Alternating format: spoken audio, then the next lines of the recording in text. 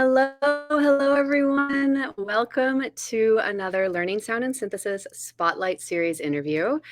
I am here today with Dawn Cross, and I am so excited to have this conversation. Hey Dawn, welcome.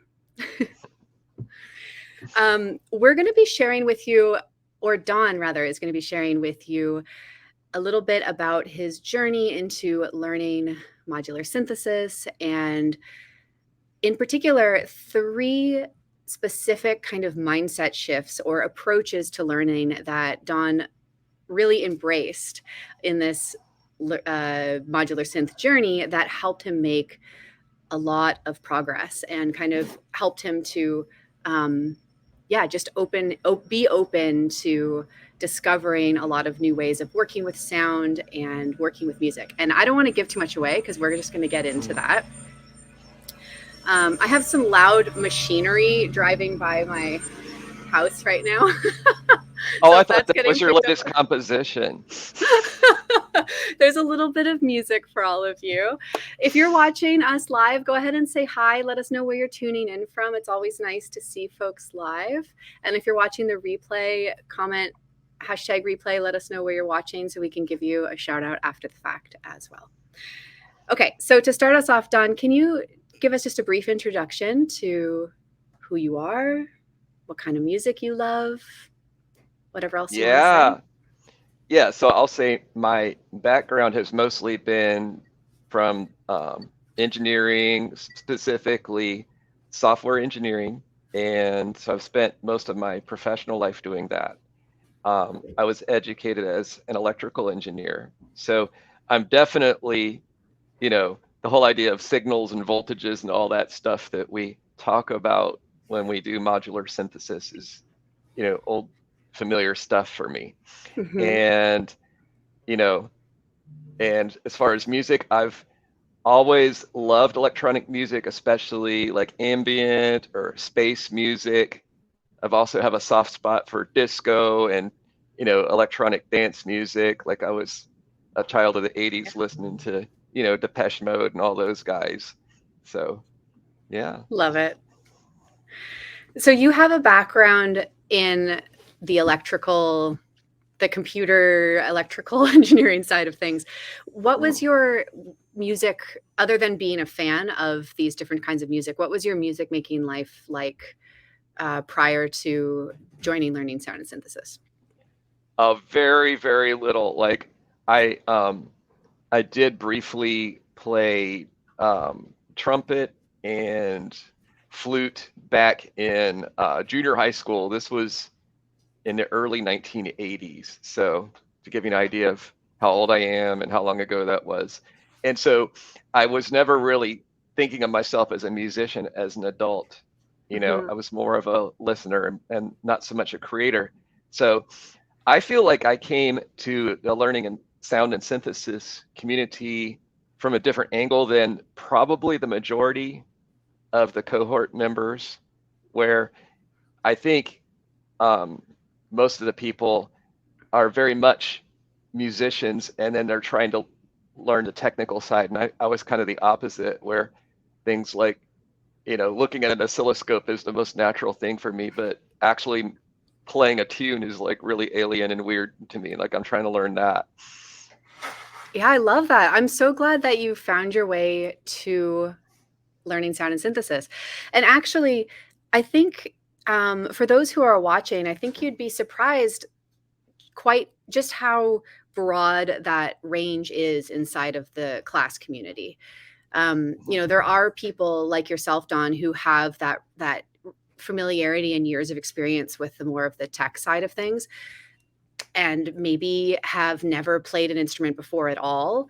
And then the flip, there are people who are lifelong musicians, maybe classical musicians, or they play bass or guitar or whatever it is, and they've never touched a synth, and they're there to learn the modular side. And there are people who have never done either as well. And I just want to say that that's also welcome. It's a big leap and a big world to be getting into, but we love folks who are just getting started as well. So if you're like, I'm new to both of these things, do I still belong? The answer is yes, you will be supported and you are welcome. So what was that like for you? Can you talk a little bit about that, coming into this new topic, making music with modular synths, from your perspective? Was it Oh yeah, overwhelming? yeah. Was it fun? What was it like? I would say it's been a very positive experience, and I'd always had on my bucket list, someday I want to do something with music and making, um, especially electronic music, because I'm drawn to it.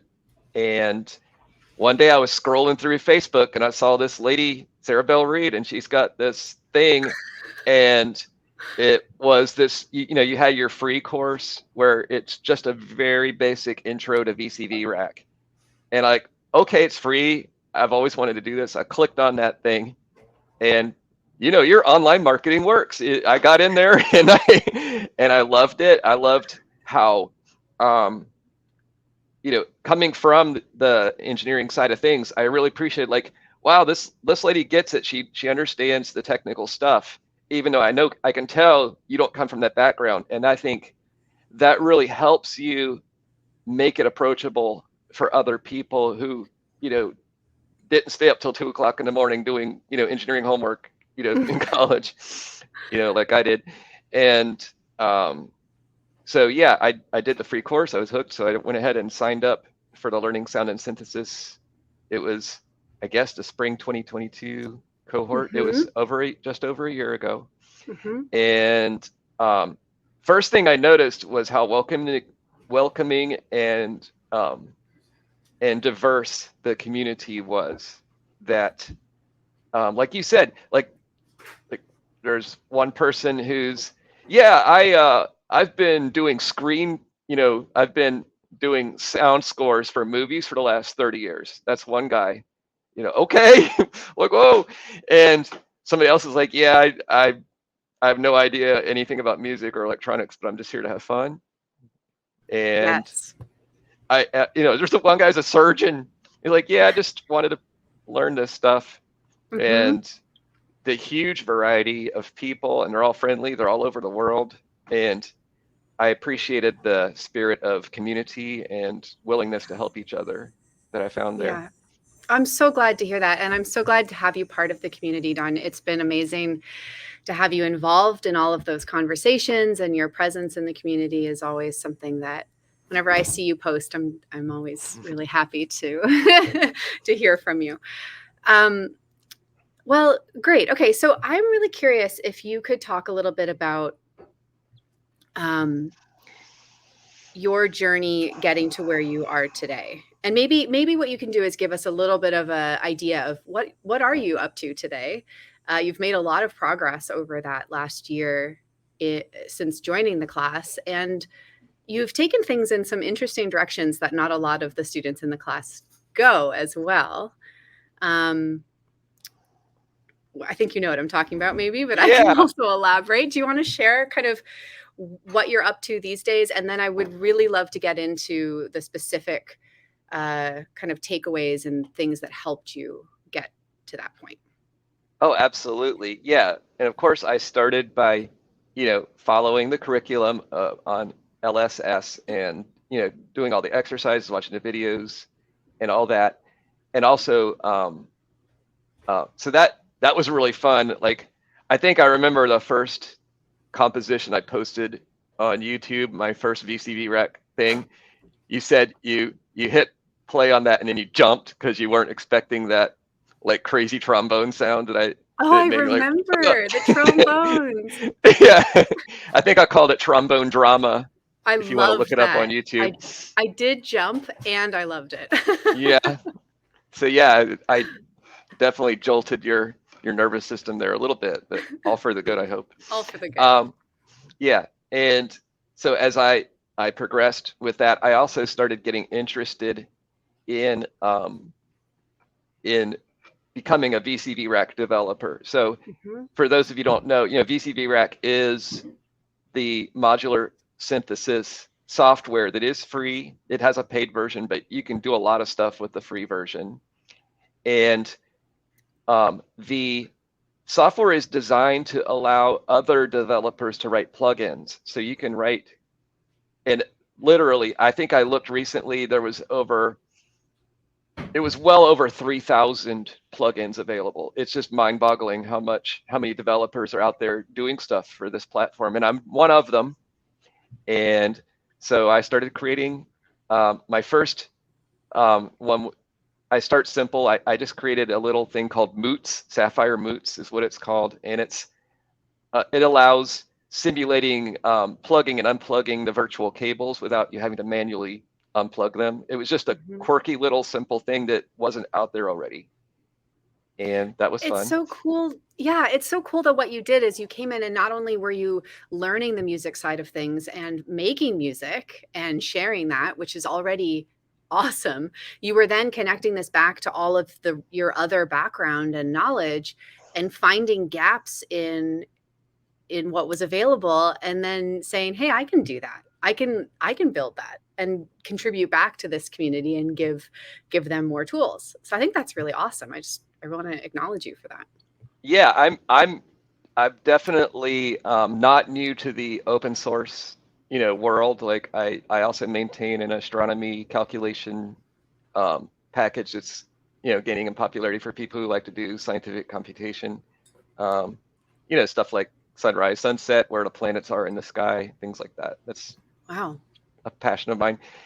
And so, but anyway, back to the VCV Rack. My next module that I created was called Elastica, and it actually generates sounds. It's a physical simulation, kind of.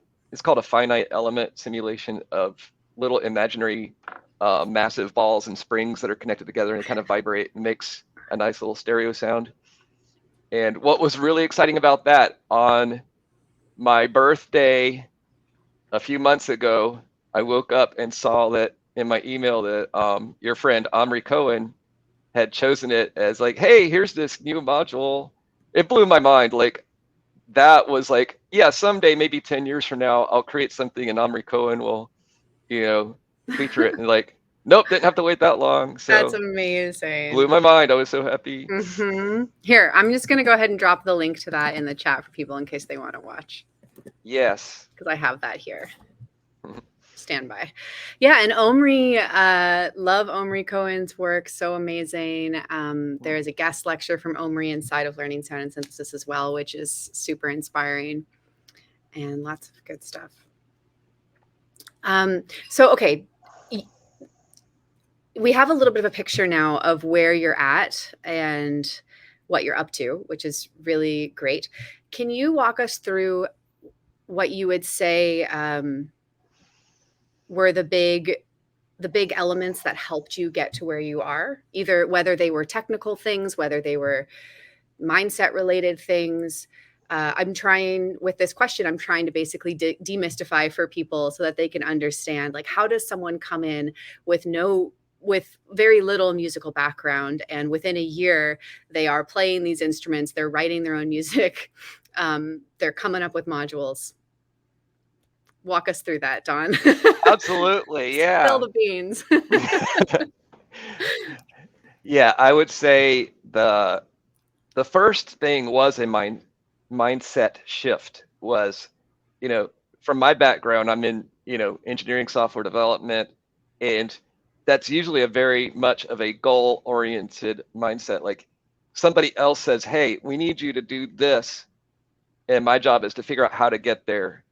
And so all along, I'm like, I've got this goal on my horizon and I'm steering toward it. And if I go in the ditch, that's normal, but I get back out of the ditch and get back on the road and try to get there, And this was a totally different thing. Being an artist, being a creative person, is something I think part of me always craved because I didn't get that. But it also means I had to retrain my thought process to not be so fixated on goals, right? So, in fact, one of the things I struggled with at first was like, okay, I'm going to try to create this particular sound. And I would sit and I would get frustrated because I'm trying to do that thing. And it's like, I'm sort of close, but it's not really what I want. And then one day I just got I think it's something you said or somebody said on the forum was, hey, let's just sit down and play like you're a child, a beginner's mind, Yes. the Buddhists call it, Yep. where don't try to get a goal, try to just play it and see what happens. And when something interesting happens, pause and start to tweak that a little bit and play with it. And, I remember distinctly one time, Sarah, you were talking about how you'll create something and you'll spend like 10 minutes just slowly turning one knob and see what Hmm. happens. And maybe make notes, mental notes or written notes, Yep. and then follow crazy intuitions, try things that, and one of my favorite things is when you showed how, okay, see this input, this is a CV input, a control input that you usually think about, I'm going to put a gate or an LFO input here. What happens if you take an audio frequency sine wave and just push it in there? Like, it's like, in real life, we're trained from childhood not to do that sort of thing. Your mom tells you, don't stick your fork in the electrical outlet. Good Don't touch advice. that. Don't do that. There's Mhm. somebody don't do that in her head for good reason. Yeah. Um, in VCV Rack and Modular Synths, we really want you to stick the fork in the electrical outlet because you're going to be okay. It's okay. If something fun might happen. I love this. Okay, I want to just pause for 1 second before we keep going, just to echo a couple of the things that you've said that are so amazing. The first one being that you kind of had to let go of this. I think the words you used were this goal-oriented mindset, and really what I heard from that is a kind of quick judgment about whether or not you're going in the right direction, right? It's like, this isn't the right sound. I'm failing, right? As opposed to, this isn't the right sound. How fascinating. I wonder why it's not the right sound. What am I doing? And it's kind of still cool. So what if I push it further? Let's see what is making this sound different than what I imagined, right? That is this way of kind of constantly learning and growing, even though maybe you didn't exactly execute your original plan, right? I think that's just Mm-hmm. such a powerful approach to things. Okay, what else? I'll pass it back over to you.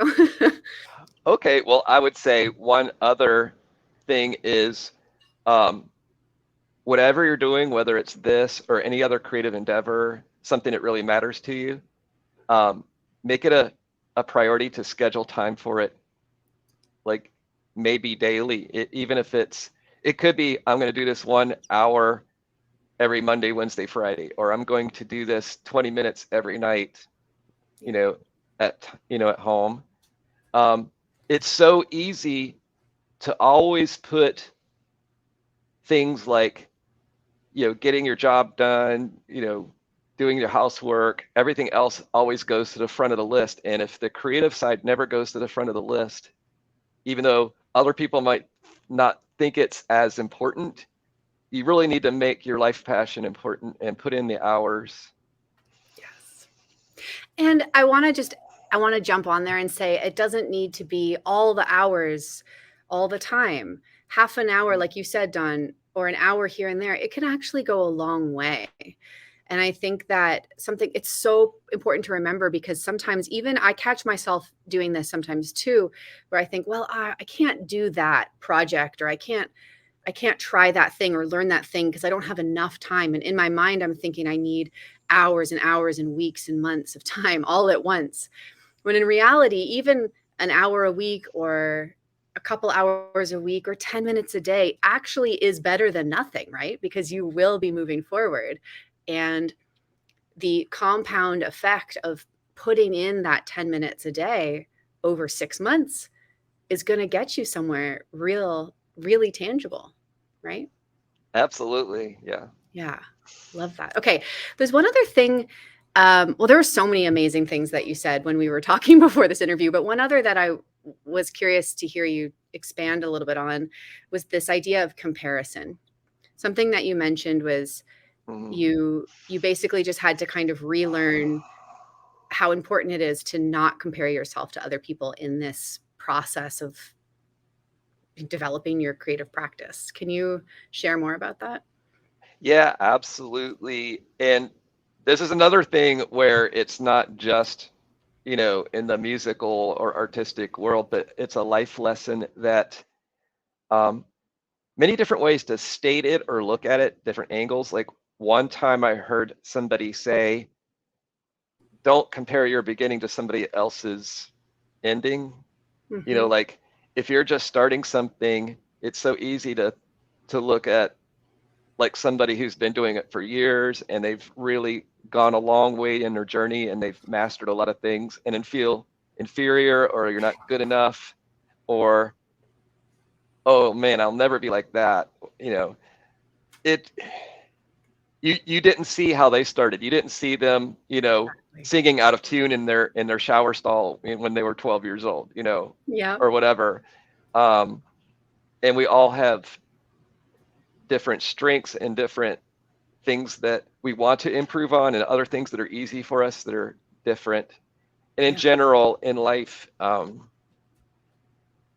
I the best way I've heard it said is it's so helpful to compare where you are today with where you were yesterday, you know, and just every day show up, do your best, have fun. We're just playing around. It's just fun time, I you love know. that so much. It's so valuable. And another thing that I love to share with people inside of learning sound and synthesis, because you will see people at every different possible stage, of learning.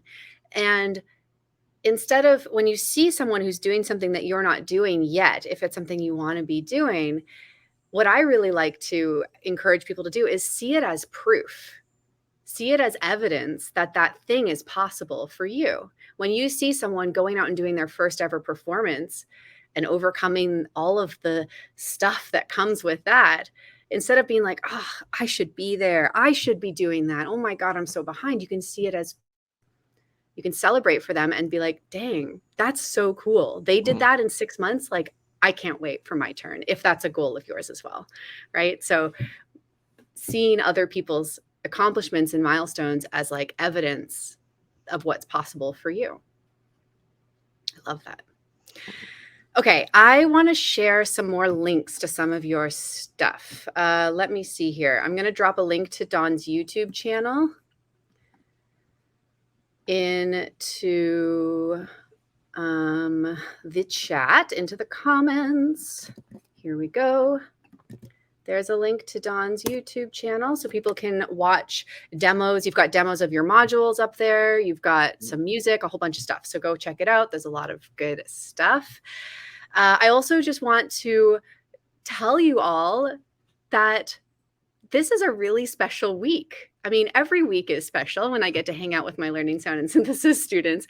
But this week is particularly special because enrollment for learning sound and synthesis is actually open right now. And this is something that only happens twice a year. So I'm currently enrolling for the fall 2023 cohort. If you're watching this live, the doors are open right now and they will be open for a couple of more days. So I'm going to put the link right now into the chat so that you can check out the enrollment page. You can read all about the course curriculum. You can see what you'll learn in each of the modules. You can look at the bonus trainings. There's a whole bunch of stuff there. You can see more student stories and you can get yourself signed up if it's something that you would like to jump into.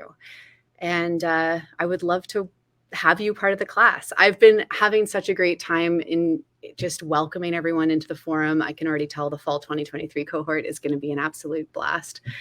So yeah, if learning modular synthesis is something that has been on your bucket list, whether you're coming from the technical side or the musical side or the I'm a complete beginner and I'm just so passionate about all of this side, and you want to be able to play these instruments with fluency and with confidence and make your own sounds from scratch and generally just make more music that you love, I would love to invite you to join Learning Sound Synthesis and join Dawn inside of the community.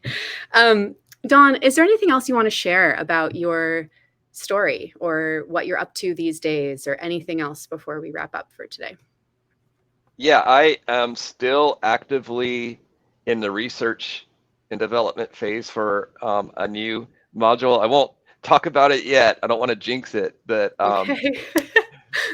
I'll just say this: it has to do with trying to create naturalistic thunder sounds. I'm interested in that, Oh, cool. and it's kind of a challenge. So we'll see how it goes. But anyways, yeah, one thing, Sarah, that I really appreciate about what you do is that when people do sign up, they do get the lifelong forum membership. It's not like, okay, here's your turn, and then okay, now we're kicking you back out. No, you're in for good, and I love that. I'm still active on the LSS community forum. I pop in there, every day and just see what's going on. And kind of mostly a lurker, but I will, interact with people, and Yes. um, and it's fun. So that's something that I don't think people always realize when they're looking at your stuff. Yeah, thanks so much for mentioning that. I actually want to say too, when you enroll in Learning Sound and Synthesis, that lifetime access applies to the community forum and to the entire course. So we only open enrollment twice a year. I open it up for 1 week and then I close it back down so that I can fully focus on working with my students. That said, if you don't want to wait another 6 months, now is the right time to join. You'll get lifetime access, which means you can do it on your own schedule. If you only have the couple hours a week or the 1 hour a week, you can make that class work and just do it in your own time. It's not going to expire. You won't lose access. Even if it's 3 months from now and you're only just then ready to start sharing your music and asking for feedback and questions in the forum, that's great. We will happily welcome you in whenever you're ready. And yeah, like Dawn said, it's a really special place. And one of my favorite parts about the lifetime access is that we get alumni like you, Dawn, and like so many others from past cohorts who come back in to the coaching calls and the forum to support the new students and just keep it feeling vibrant and wonderful. So thank you for that. You contribute in a really special way. Thank you, Sarah. I appreciate that. Yeah, of course. Okay, so let's see. Is there anything else? Anything else you want to say or share? Just happy to be here, and oh yeah, every time you are on the coaching call out, I'm always looking for your kitty cat. So I want to see more kitty cats. Yeah, I hope you all That's my special appreciated request. our thumbnail for this call today where we each had our cat. I thought that was really cute.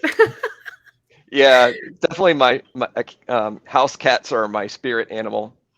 My wife and I refer to our home as a cat resort. Oh, I love that. Well, synth We're just the cats. employees here, or servants. Oh, that's so sweet. Synth cats and other animals are always welcome on Learning Sound and Synthesis calls. So bring it. All right, folks, I'm just going to pull this up here on the screen. Just for fun, I see someone says, yes, more kitties. More kitties. All right. So with that, I think we'll wrap up for today. Thank you again, Dawn, so much for joining me. Congratulations on your amazing progress over the last year. It's been such a delight to see and to support you through all of this. Everyone, go check out the YouTube channel, those VCV Rack modules. I'm sure there's more to come, and I for sure will be keeping a close eye on everything that you release in the future. Thank you, Sarah. It's been a real pleasure and honor to hang out here with you on the live stream. Yeah, it's been fun. And thanks to everyone for tuning in and watching. And I will see you next time at the next Spotlight Series live stream. Bye for now. Bye.